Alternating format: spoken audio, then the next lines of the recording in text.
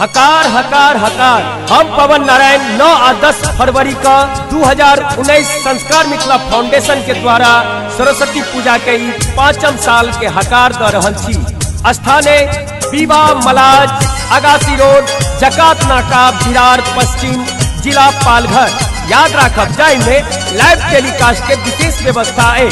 युग media YouTube channel के द्वारा अहाँ सब गोटे से आग्रह की भारी से भारी संख्या में आए इस सुंदर सन सरस्वती पूजा के आयोजन के सफल बनाबी। हकार दै छी सबके सरस्वती पूजा में, हकार दै छी सबके सरस्वती पूजा में। 9 10 फरवरी याद रखबही, 9 10 फरवरी याद रखबही, सब एबै पूजा में।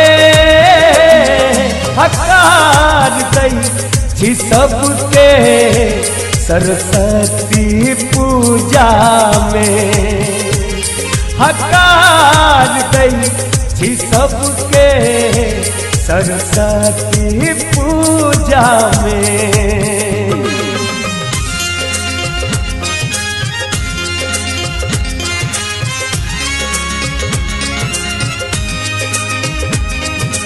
याद रखब संस्कार मिथिला फाउंडेशन के द्वारा 9 और 10 फरवरी का सरस्वती पूजा के हकार द रहल छी।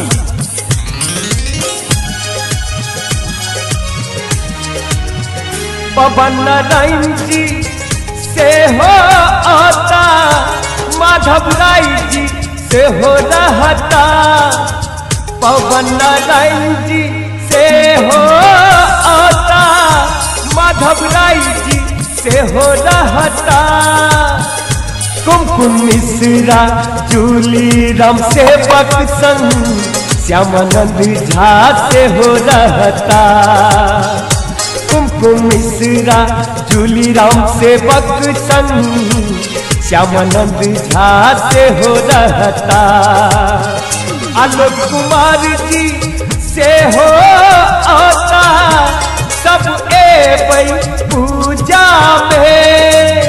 आलोक कुमार जी से हो रहता, सब एबै पूजा में। हकार दै छी सबके सरस्वती पूजा में, हकार दै छी सबके सरस्वती पूजा में। याद रखब एहि साल अहाँ समर्पित माधव राय जी, पवन नारायण जी, कुमकुम मिश्रा जी, जूली झा जी, राम सेवक जी विशेष हास्य प्रसंग के साथ और श्यामानंद झा जी सुर संग्राम विजेता आलोक कुमार जी सोहो रहता। तमाम कलाकार अहाँ समर्पित संस्कार मिथिला फाउंडेशन के द्वारा आबि रहल छै। जट जटिन समाज के दम कछ सबसे हो हेतै, जट जटिन समाज के दम कछ सबसे हो हेतै, कक्का काकी भैया भौजी सब मिलजुल कऽ एबे करबै, कक्का काकी भैया भौजी सब मिलजुल कऽ सब एबै, अपनो एबै बउआ सबके अनबै, सब एबै पूजा में।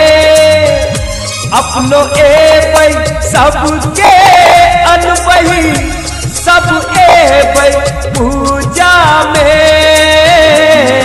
हकार दै छी सबके सरस्वती पूजा में, हकार दै छी सबके सरस्वती पूजा में।